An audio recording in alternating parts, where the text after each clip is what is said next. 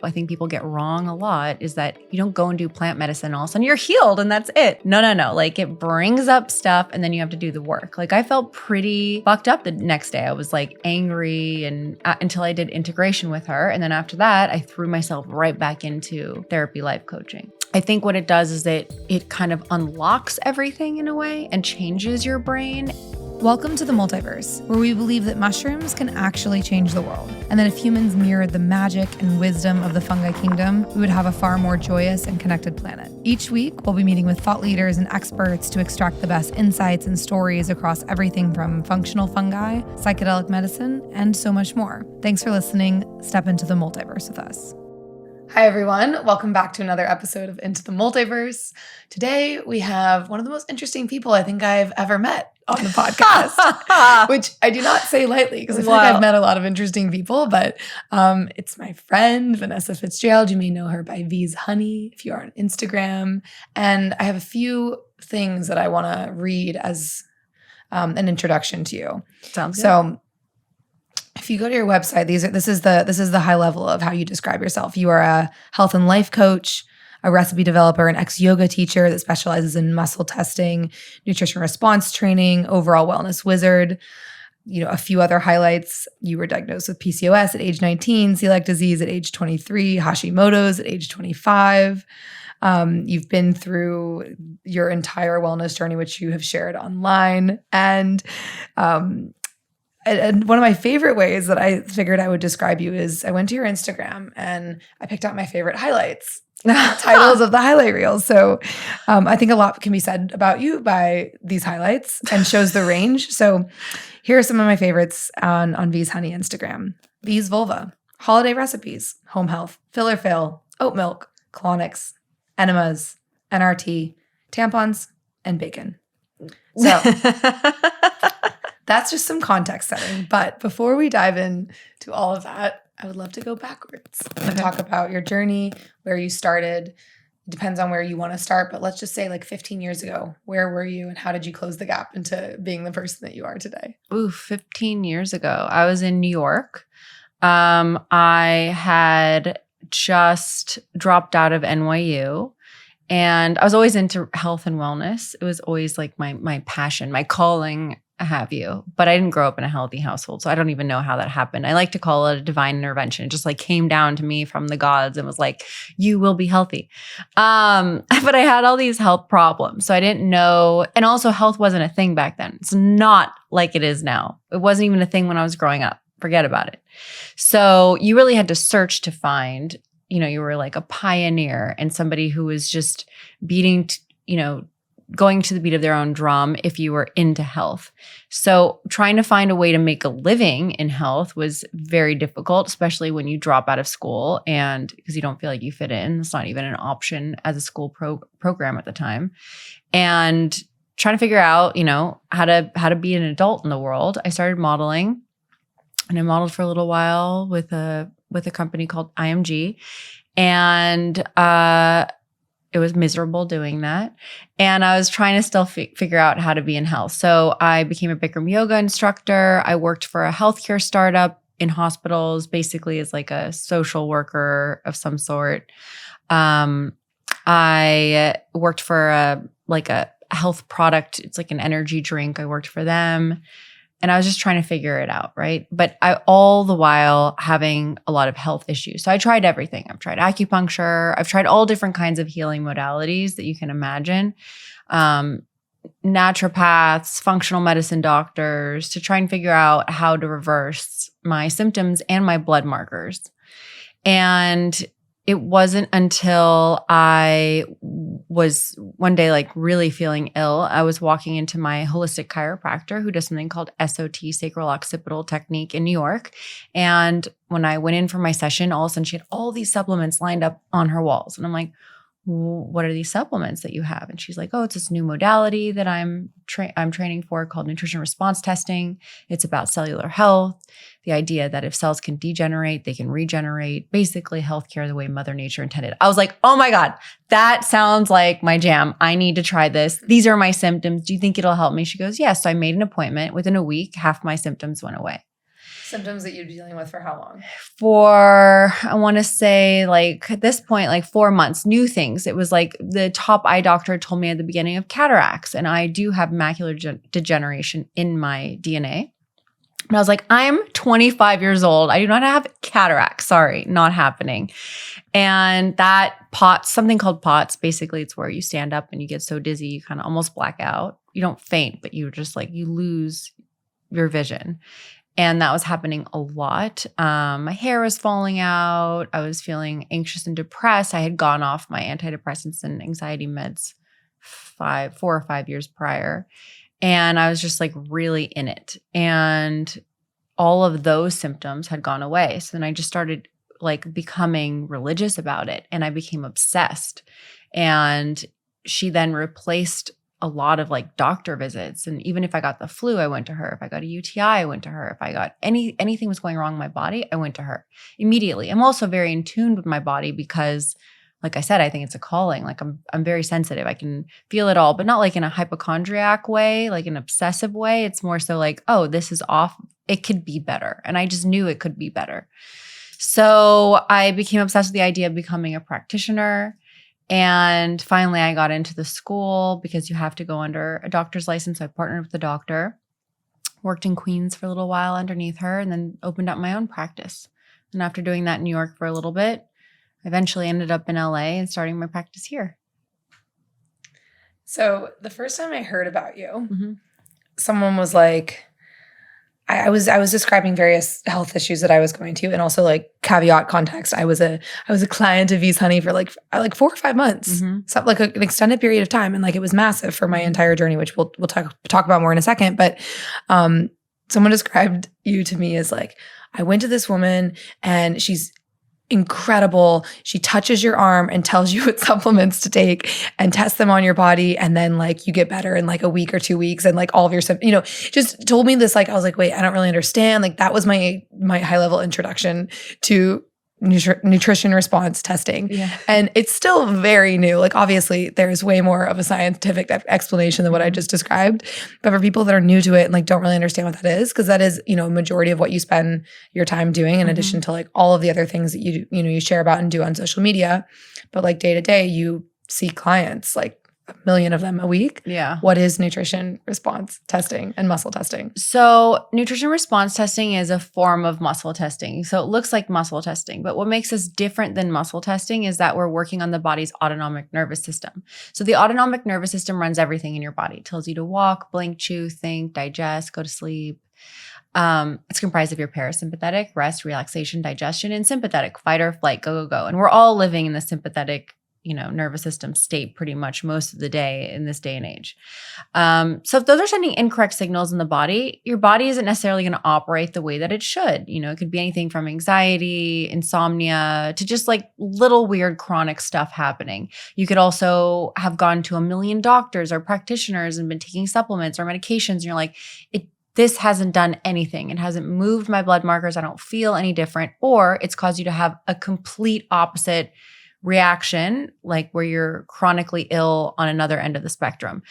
And that's because it's messing with your autonomic nervous system. So what makes us a little bit, more accurate than muscle testing is that we're running on the body's autonomic nervous system, and we check, double check, triple check to make sure that we are not messing anyone's autonomic nervous system up so that they don't end up having no results or an allergic reaction or, some sort of Herx reaction to the protocol. So we start there. Then as acupuncture runs on meridian points in the body, all I'm doing is running on organ points, applying a slight ischemic pressure. So cutting off a little bit of blood supply to each organ to find out which organs are under the most stress. So we never go after symptoms, right? We're looking for the underlying root cause. But the problem is that our body is like an onion. So, depending on how many years you've lived, you have X amount of layers of crap that's built up over time. So each week we're just peeling back a layer to get to the root cause of what's happening. But we have things called barriers to healing. So sometimes,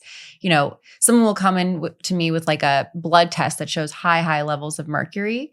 but mercury will not come up in their body on the first session. And that just goes to show me that, yes, of course, they have high levels of mercury. But if we were just to go and force their body to pull that mercury out, they would get very sick. They would not feel well. You cannot detox the body faster than it's ready to do so. So what we do is we start strengthening organs and clearing other things out of the way until the body's like, okay, here it is. Now I'm ready to get this out of the system. So it's a little bit, it's pretty specific in how we start healing the body, and we go at essentially the body's pace. And then we use whole food supplements and homeopathic remedies to help detox the body and feed cells. A lot of organ meats in our supplements, so that we start building healthy cells rather than defective cells, and then chronic issues go away, and we go from there. So essentially, yeah, healthcare the way Mother Nature intended. And when I first started seeing Vanessa, I came to you originally because I was dealing with mold, which I want to talk about because I think you're a mold expert.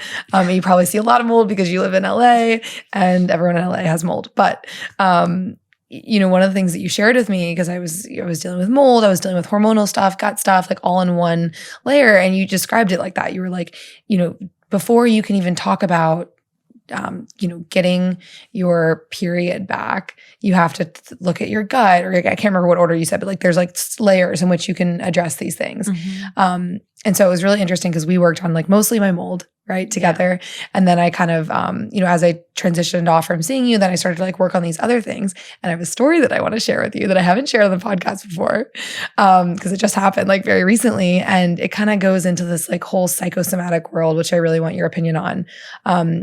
And the context of this question is like, I feel like when everyone goes through their wellness journey, you start with like, oh my God, food is medicine, like everything you put in your body.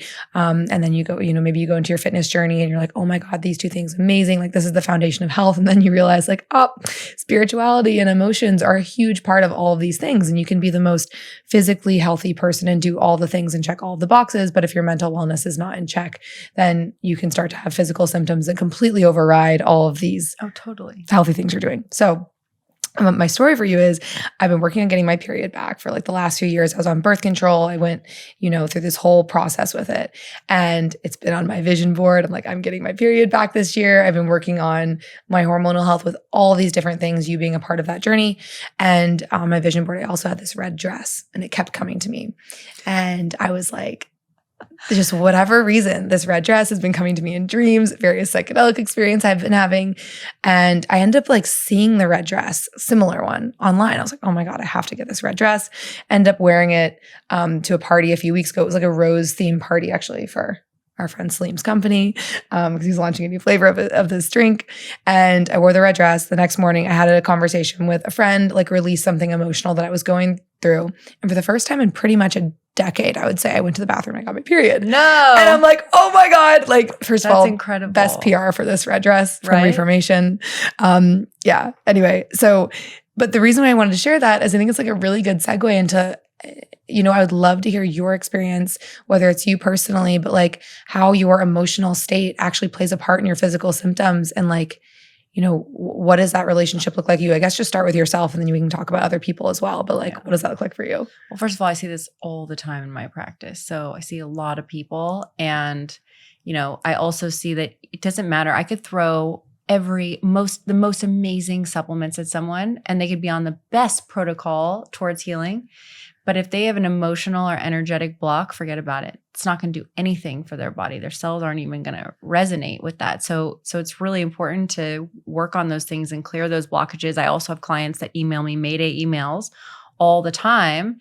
And then my only response to, a few of them is, did you find a therapist? Did you find a trauma therapist? Have you tried, whatever? Some of them I've asked to try ketamine IV. Like, they're not doing the extra stuff. They're taking the pills and they're, doing the things that they think they need to do, but they're not actually doing the work, the inner work. And I've personally found that, I didn't exactly have like the picture perfect childhood and like the dream family situation.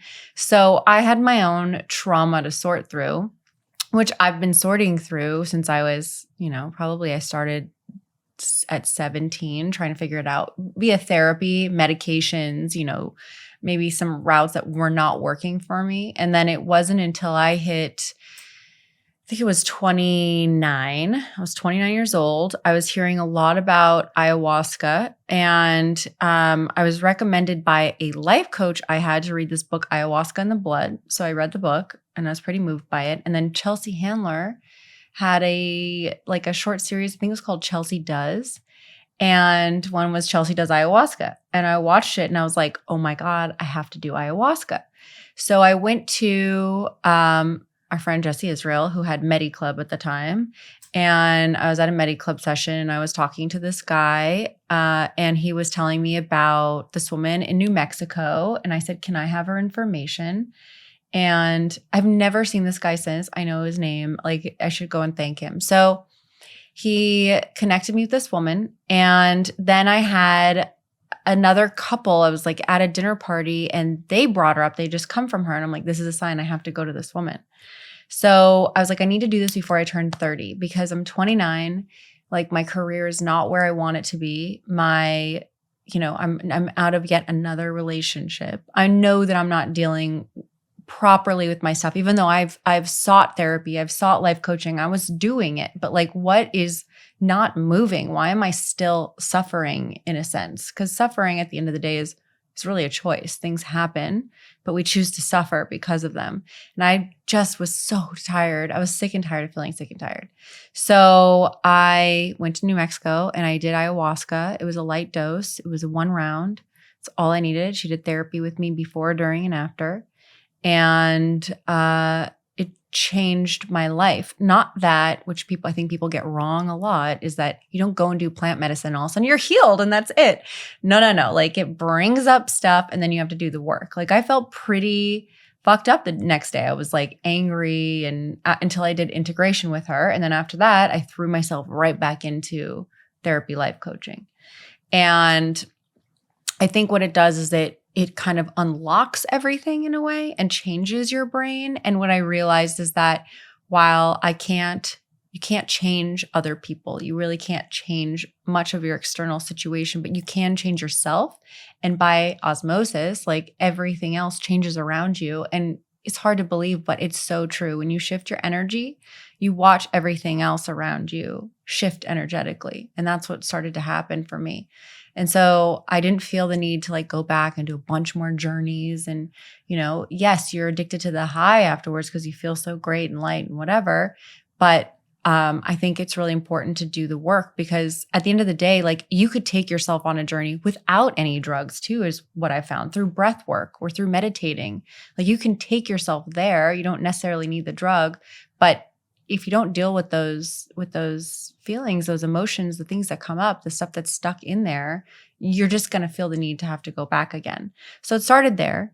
And then I started playing around with microdosing, I want to say a couple years later, recreationally, like to a party. You drink less, you take a little chocolate mushrooms. I was like, this stuff is the jam. And it wasn't like it was now. And there was like one dealer in LA. And I was just like, wow, like, I'm obsessed with this stuff. I would buy 20 bars at a time and I would like take them to weddings and parties and whatever it was. And it just, like, any social anxiety or anything like that. Like, I even helped other girlfriends heal. Like, I had a girlfriend that would go out to any party or any event or any bar and she would just sit there like this. And I'm like, can you like maybe just turn the corners of your mouth up and like not look like such a sad, angry bitch? She started doing mushrooms, changed her life. She sought out therapy. She did this. She's now engaged, bought a house. I mean, I'm telling you, this girl was so miserable and was smoking weed all day, every day. And she is a completely different person. And honestly, it started with mushrooms. So it has changed my life. I've watched it change people's lives. I still microdose to this day. Sometimes I microdose like, almost every day of the week, but it's not like I'm feeling anything like I microdose at a party, but it's like very light. And what it does is it just helps me, how do I explain this? Get outside of myself. So when a lot of us are too caught in reality or whatever reality is and whatever the self is, because it's all just like made up constructs, like it's not really like we're all actually insignificant at the end of the day. Like, it's just one giant universe and we're here on this planet for X amount of time and then we die. But like, do you really want to live on this planet suffering? No. So I it's really helped me gain perspective in a way where like things don't get to me as much anymore. And it's really helped me excel in my work and my personal life and access places in myself that I didn't even know existed that needed to be healed and taken care of. And I'm a huge fan of microdosing and psychedelics. So, we were going to go to that later in the episode, but we went right there. Like usually I have to ask people like, how do psychedelics make their way into your world? But I think just by nature of like, asking what has your mental health journey been like? Most people bring up psychedelics, right? And most of the people in my network, the most powerful experiences of their life have been with some sort of plant medicine, whether that be microdosing psilocybin or, sitting with ayahuasca. There's this whole range of tools that are out there in the psychedelic world. And, I think the point you made around microdosing is super important. Like I'm really passionate about microdosing. It's been a huge part of my mental health journey, but not just from like a healing standpoint, but also from a human optimization standpoint. And like, that's a really important distinction.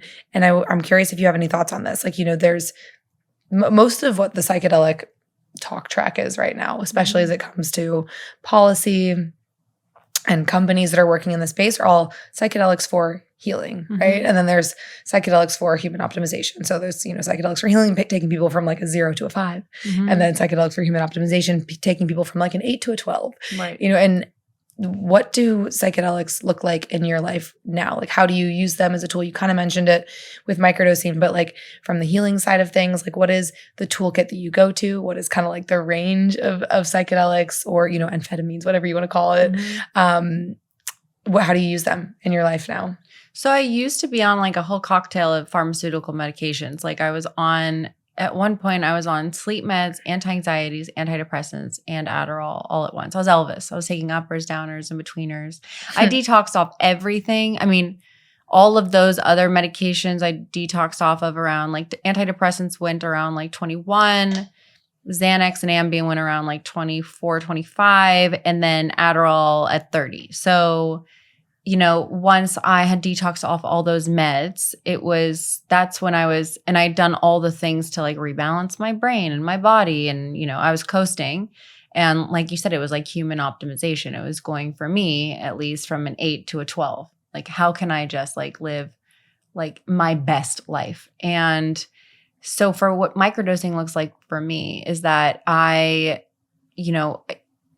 think what I do is like, capsules. Is that what you're asking? Like more so like the type? Yeah, just in kind of like in general, like how any of these, substances make their way into your world. Like, do you do larger doses of mushrooms every 4 months? Like what's the kind of the toolkit you go to? Ketamine, anything like that? So I've never actually done a mushroom journey.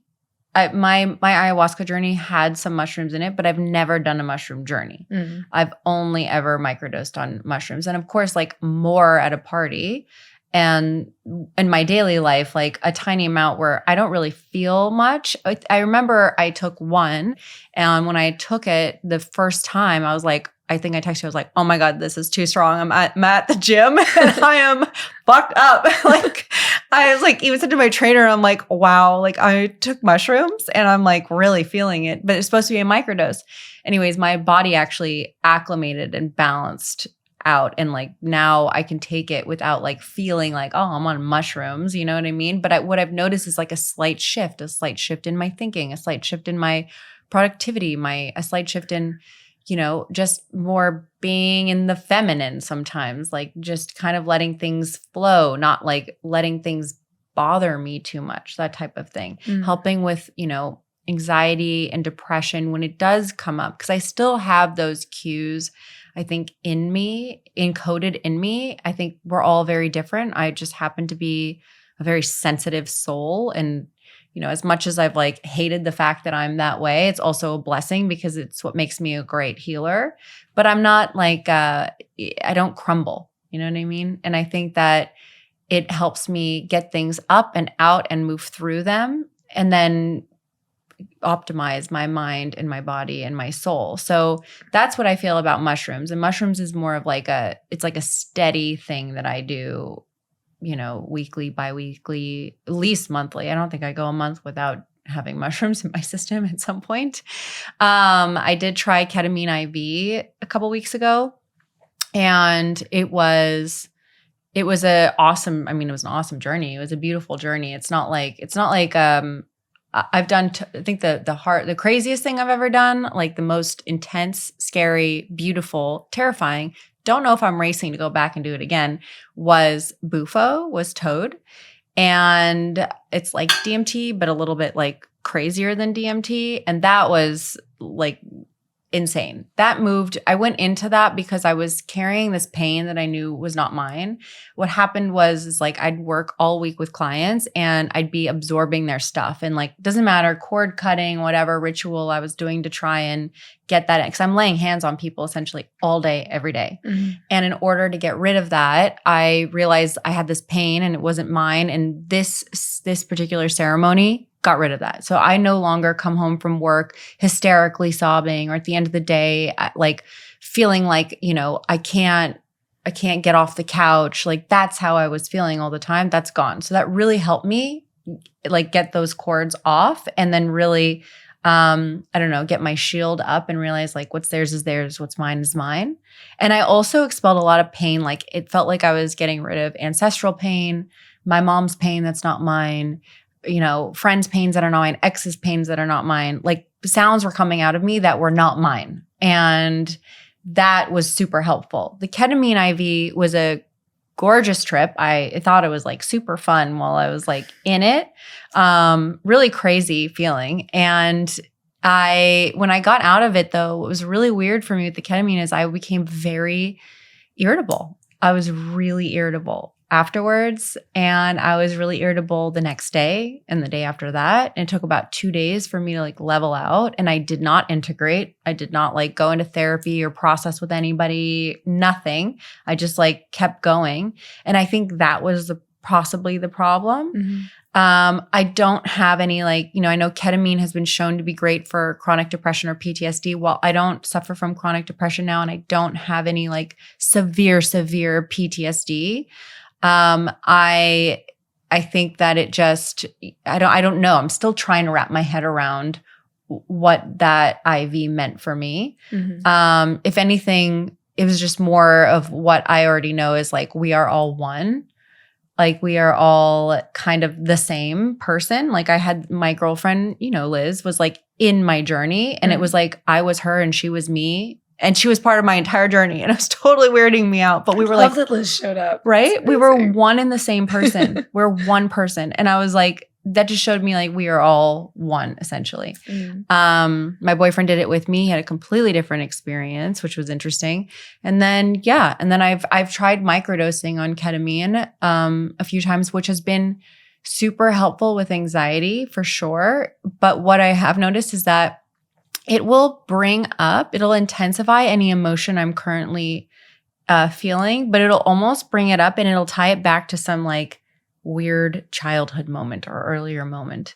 Mm-hmm. And it's like, now at least I have the tools to go, wow, that's interesting. Like, let's explore this. Like when I come out of it, you know what I mean? It helps me kind of like draw, like connect lines. And I think it's actually helping me disassociate triggers. I'm noticing that I'm being triggered a lot less now.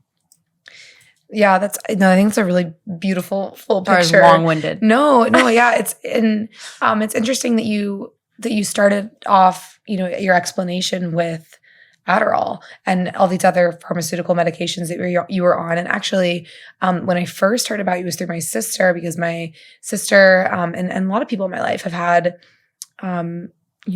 their woes, their experiences, their difficulties with Adderall specifically. Where I'm from, it was huge. And so interesting, really. Yeah, it was so many people where I went to college were all taking Adderall as a study drug, as a party drug. And I would love to like just double click on the Adderall thing for a second, because it's been such a huge part of a lot of people I know's lives. Mm-hmm. What are your thoughts like current day on Adderall? Like, are you've been through your whole experience with it. A lot of people know you for Adderall detox. A lot of people you've helped them detox off Adderall with your work, but also just sharing your story around it and like sharing how it affected your life. What are your current thoughts on, should no one ever be prescribed Adderall ever, in your opinion, like on that substance? What is your opinion? Look, no one has an Adderall deficiency. It's amphetamine. That's all it is. It's speed. It's a fancy way of saying I'm on speed or cocaine, essentially. It's just like considered okay because comes in a prescription bottle. It's a triplicate for a reason. Like it's hard to get for a reason. Look, I think that with Adderall, since it is speedy, it causes a lot of anxiety and depression and irritability, whether you want to believe it or not. It works until it doesn't work, and then you're freaking exhausted. It burns neural pathways in your brain. It tells your brain to stop producing dopamine because it's overriding it. So you're like, woo, I get a hit every time I take it. And then until one day you're like, I'm not getting a hit. I need more of it. And the next thing you know, like I've known people that get to like up to 100 milligrams. I will not detox anybody that's taking above 50 milligrams of Adderall. I send them to rehab. If they literally can't go a day without it. And, coming off of a drug and sleeping all day long, like just shows how hard of an effect that drug has on your body, has on your entire nervous system, has on your hormones. You don't do that when you're like coming off of, a nootropic. You're not like sleeping all day and you can't move. So look, do I think it's a necessary drug? No. Do I think that people are going to take it regardless because it's addictive? It's a real addiction. Do I still think about Adderall every now and then? 100%. Like I will always, because I like uppers. I like feeling that high, that up. So I do like have moments where I'm like, oh, and then I just like, nah. But because I just know what it does now, and it just makes you like, it gives you a bite. It just does. And you're like, yeah, you're super focused, but all you're doing is you're on speed. It's not like accessing certain neural pathways to, performance enhance. Not at all. That's not what it is. And that's what people think it is. It's like this miracle drug. It's not. It's just like you're doing a bunch of like speed. And that makes your frontal cortex go like, I gotta focus on, I'm gonna obsess with whatever I am in front of right now. So I mean, look, I don't think it's helpful or necessary or any of that. Like someone needs to study for a test. They find it helpful because they can't focus. I get it. I totally get it because I was in that boat. I have a lot of empathy for that. But tell me if you retain that information after you take that test. Like honestly, tell me if you can regurgitate even what happened during the test. Probably not. I'm sure you completely blacked out. And then afterwards you're like, you'll never know. Like I can't even tell you. I'm terrible at math right now. Like terrible. I can't even it's embarrassing how bad I am at math, but I did okay at math and I passed because I was on Adderall, but I retained nothing. It was like not being productive. It was like being productive, but not being productive. And it also makes you confidently insecure because you're like, it's this false boost of like, I am confident, hear me roar, but you're really not because inside you're like hyper focused and vigilant on everything and like paranoid. It's like not a relaxed, way to be in an environment. You want to be in flow. You're not in flow. You're not like attuned to your like natural joy when you're on speed. It's not the case. So that's something to think about. No, and I think it's such good information because I have a lot of people in my life where they describe their deficiency for it. And again, it's not something that I've taken Adderall. I've took it in college to study, but I never took it on a consistent basis. But a lot of people, describe their ADHD as something that requires that, right? And they just got diagnosed versus like if they were to come to someone like you or go to another healer, whatever healing modality you'd subscribe to, you probably wouldn't be diagnosed with ADHD. You'd be diagnosed with something else. So it's just very healer specific, whatever you're going to. And I can't tell you how many people in my life have been at one point they said like I have ADHD and then they found the underlying root cause of it. And then they're like, oh no, like it wasn't ADHD. It was just like emotional trauma from childhood or like I was eating the wrong diet or whatever it ended up being. I'm working on 3 kids right now that were diagnosed with ADD and the parents just really don't want to put them on Ritalin or Adderall. So I'm working with them to something went awry so far and I'm just working to rebalance out their bodies so they don't need the medication. They can actually concentrate. And by the way, it's hard to concentrate on things you just have no interest in, period. Let's just like call a spade a spade. Everybody learns differently. But unfortunately, we have to go sit in a classroom and fit into a box and do as we're told. And it's hard. It's hard, But like it's also a life lesson. Sometimes we have to do things in life that suck and that we don't want to do. And deal with it. I think this is a good place to talk about functional mushrooms, because when you were describing, how you feel when you're on Adderall or maybe another pharmaceutical, and that's not your optimal flow state, happiness, tapping into your inner joy, like a lot of what functional mushrooms have been for my life when I first started to use them, they totally changed my gut, my skin, my hair, my flow. Like I felt like I was in flow state. And when I would take, a high dose of lion's mane, and a lot of what we talk about with everything that we're doing with Supermash, with the Multiverse, with the podcast, is that functional mushrooms are equally as powerful as psychedelics in different ways. But if you take a high dose of lion's mane, you will feel it, And with any of your Adderall detox or any of your brain, upkeep, like how do functional mushrooms make their way into your life? So functional mushrooms played a huge role in my detox off Adderall. Like I wasn't about to stop a drug and replace it with another drug, essentially. I wanted to do something to actually rebuild my neural pathways. And while, I don't want to over glorify psychedelics and all of that, because I also want to say as a practitioner, you also have to be very careful. There are people that have totally adverse reactions to these things and end up flying off the handles, losing their mind, committing suicide, things like that. I just talked to a doctor about ketamine. There are people in Silicon Valley that are doing too many IV treatments and doing it recreationally every single weekend. And now they're building crystals in their kidneys and they're going into renal failure. So with ketamine. So you have to be really careful with all of these drugs, and you should be guided through it. And you should make sure that you are also not abusing these drugs. But for me, functional mushrooms, epic. I was taking this one thing from this company called, oh my God, why am I blanking? Right, Super Feast. And they're based in Australia, and they're fruiting body. And he literally goes and forages for the mushrooms. And he has this blend called Neural Nectar, and it's got lion's mane and mucuna in it, and rhodiola and white peony. And these things really completely helped me while I was detoxing off Adderall. Made it way less painful. I still, even this morning, I had a little episode and I was going through something and I cried last night. And when I cry, I always wake up feeling a little bit hungover, because your brain kind of swells, and then you feel like you have a headache.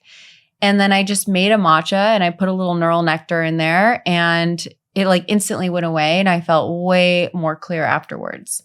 And lion's mane, even cordyceps, has helped me a lot with exercise and getting my body moving, my libido. It's helped with my testosterone levels.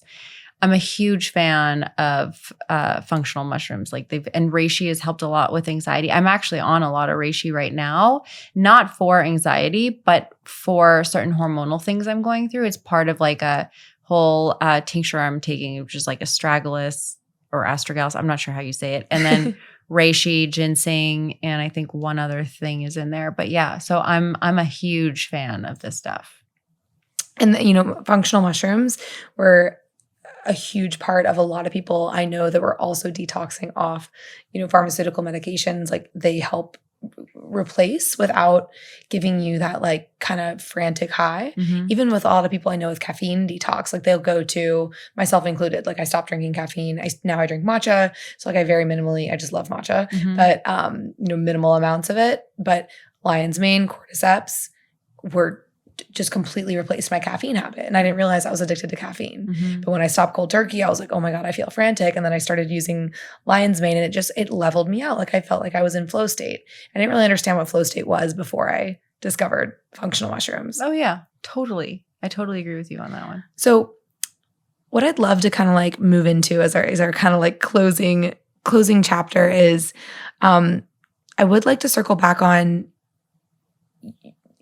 you are one of, I would say, the most unique people I know, in the sense that you share so vulnerably online, which is why you have such a loyal following, right? You have, I know so many women in just the circles that we run in that are like, oh, I go to V's Honey. She's my first question for anything, because you're so raw, you're so authentic. And you share everything, right? You share, I told you, one of your highlights is V's vulva. There's a whole, you're just, you got, right, to my understanding, vulva reconstruction surgery, yeah. And you shared the whole experience. You share when you go and get a colonic. It's it's the best reality TV, but also educational and actually monumentally improving people's lives. With what you choose to share, why did you decide to start sharing your life online? And how does that also affect your own internal journey? So I was very late to Instagram, like very late, because I always cared too much what other people thought of me. Always. Since I was a little girl, I was bullied in high school because I was a people pleaser. And I was stuck with this, like having to please everyone. I'm like, if I put myself out there, somebody's not going to like me, or somebody's going to judge me. And I was also raised in a household where you don't share your personal business. You keep everything to yourself. And now. Yeah, right. And look at me now, Mom. So it's like a little TMI, but whatever.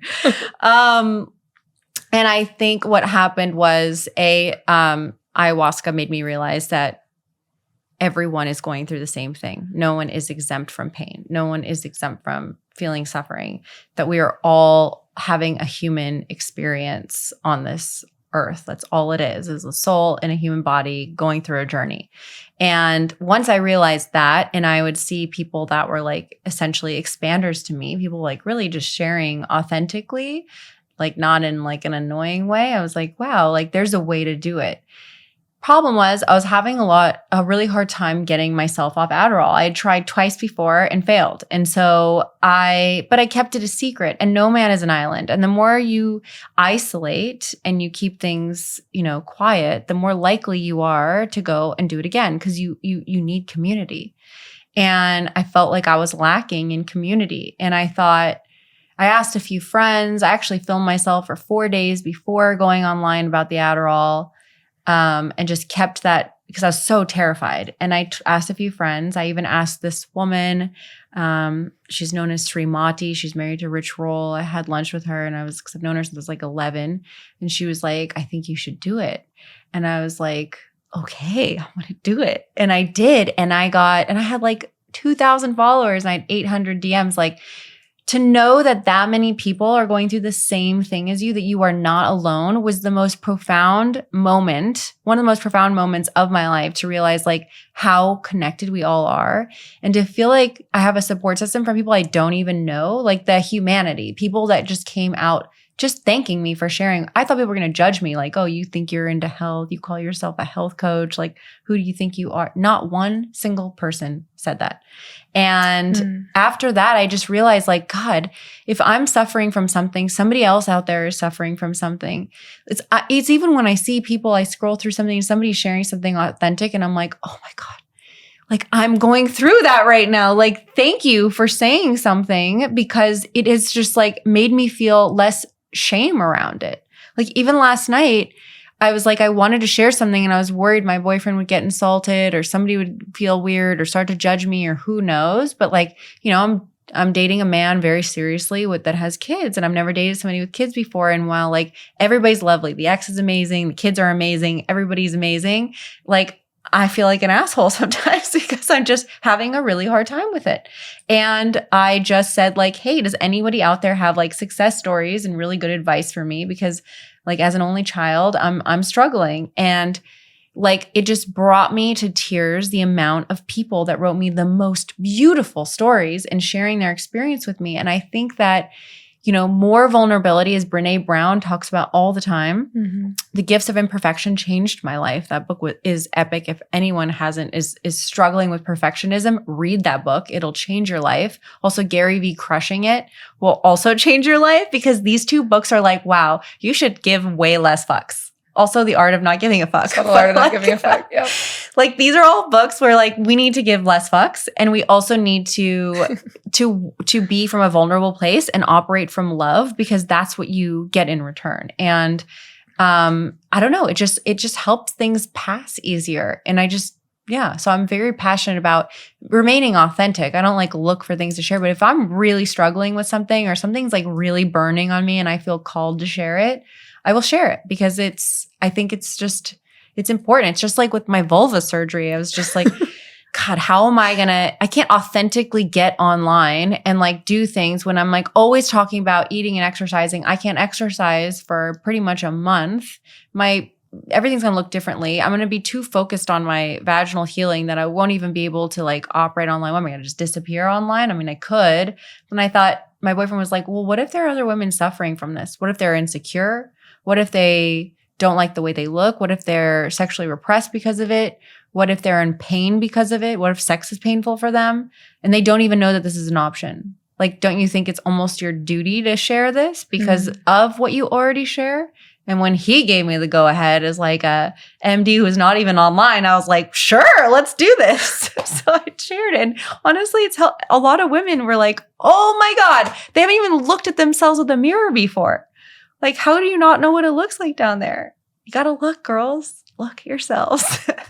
It's so amazing. I'm like so inspired listening to you for a few different reasons. And like, I just as also a reflection, if anyone doesn't follow V's Honey on Instagram, you're also so funny in the way that you share all this information because like, I mean, you literally have a highlight with a giant vagina on it that says V's Vulva 2.0. V's Vulva 2.0. And like, but the humor that you bring to everything that you share also just like, it just balances it out, right? Because there's this like, you know, serious condition. I have a friend that talks about like, you know, the pandemic of over seriousness in the world. And like, especially with, as it comes to our health, people are so serious and like. We take life way too seriously. Way too seriously. And I think also like the holding on to, I know this a lot for myself and like any of my stuff that I've gone through, like just the story and the holding on so tight, like that's, I've done a lot of my own stuff that I've gone through, but like, the second you bring humor and lightness to it and like laughter as a medicine, like I think one of the most powerful things that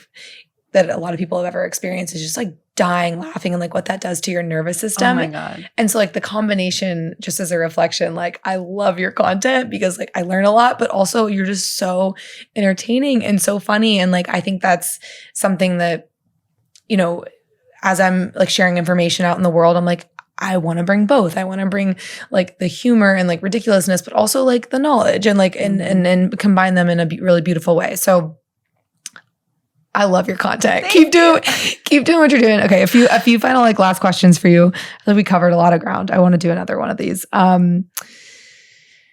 Okay. So, you know, you're doing a lot, right? You know, if you go to your Instagram, you can kind of like get a range of everything that you're doing. You just launched a new company, Paya. Yeah, Paya Health, internal retinol, anti-aging, and it's a gummy and it tastes delicious and it's amazing. And we're getting amazing feedback and testimonials. So if you're interested in trying it, go to payahealth.com. I just ate my first 2 gummies and I asked Vanessa, I was like, can I have more? And she said, no, only 2 a day. So I'm a little upset. I probably will eat one more after she leaves without telling her. Then I'll probably text her because I feel guilty and I want to be authentic. So I'm just like putting that out there. But you have Paya Health going on. You have a lot of different things happening. Like what is the impact of all of your work? If you had to say like future vision, like why are you doing what you're doing? What's the impact you hope that your work has on the world at large? I just want people to know that they can live better and live happier and to not take life so seriously and to know that, you know, like I said, we're only on this earth for so long. Like, how do you want to spend these days? Like, do you want to be getting upset about everything? Do you want to be suffering in your body? I mean, it's only one life, honestly, guys. Like from the moment we're born, one of my good friends, she owns a meditation studio in New York. And she said, from the moment we're born, we're hurtling towards our death. And it's the truth. And the closer you become to death, you become friends with death, I think the more you appreciate life. At least that's what I found. But maybe it's just because I'm a fucked up Scorpio. I don't know. Like death and rebirth are my thing. But like, I honestly, like, I just want people to know that. And also if they're vibrating at that level, it creates a ripple effect. And then what I'm hoping is that eventually it just becomes such a big ripple effect that the world becomes better, because ever since this pandemic, I mean, I'm sorry, things are just going south. There's more division in the world. There's more self-righteousness. There's more like you against me. There is nothing cohesive or nobody's joining together. It's become this whole like war, essentially, it feels like energetic war. And I think more people need to operate from a place of love and laughter and like, you know, that type of space. And I think the world would be a better place. So that's really what my, you know, overall hope is right now. Yeah. And you know, I think a lot of what I'm excited about, I am optimistic, which is a little unpopular about the state of the world, because I'm excited about the momentum with psychedelics. It's obviously what I spend a lot of my time looking at and researching. And I'm excited about all of the stories that I've heard, including yours, including anyone that comes on this podcast, but just like hundreds of conversations in my day-to-day life of people like healing the energetic war within themselves, which, domino effect then enables you to go out into the world as a different person. What would you say, this is always like the question we close with, but what would you say the most important lesson, we'll say mushrooms specifically rather than other psychedelics, even though you've experimented with more, but what is the most important lesson that mushrooms have ever taught you? What is the most important lesson? Don't sweat the small stuff because it's all small stuff.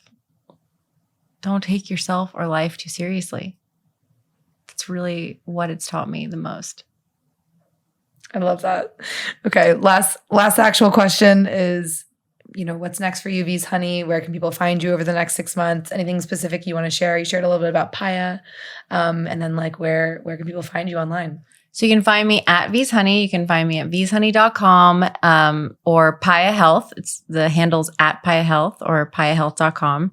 That's my biggest focus right now is my practice and my supplement project. I have this inner burning desire to figure out what's next. And I've put a lot of pressure on myself, but what I'm feeling spiritually, energetically, it's like it's actually the kind of the hermit time to go inside, really get my spiritual journey and my spiritual practice down so that when I'm ready, it'll all fall into alignment. And I think maybe motherhood might be coming up soon is what I'm feeling called towards, but I'm figuring it all out. Well, I can't wait to continue to watch all of your content. I'll probably be watching today because I can't get enough of you, but thank you so much for coming to sit on my couch with me. Thanks for having me. This is so cute. Thank you. More to come. Yay. Thanks for diving into the multiverse with us. If you're interested in being a featured guest on the show, sponsorship, partnership, or you're just mushroom curious, we're always looking to expand our mycelium network. Be sure to follow us on Instagram at Into the Multiverse, where you can find clips from this podcast, psychedelic legalization news, events that we're doing, and so much more. In addition, we've also created the world's first ever mushroom-specific marketplace called The Multiverse, which you can find on Instagram at Multiverse or online at yourmultiverse.com. We've also created our own in-house consumer lifestyle brand called Supermush. We make mushroom mouth sprays. We make a whole line of mushroom streetwear. You can find it on Instagram at Supermush or online at supermush.com. We'll see you next week. Much love.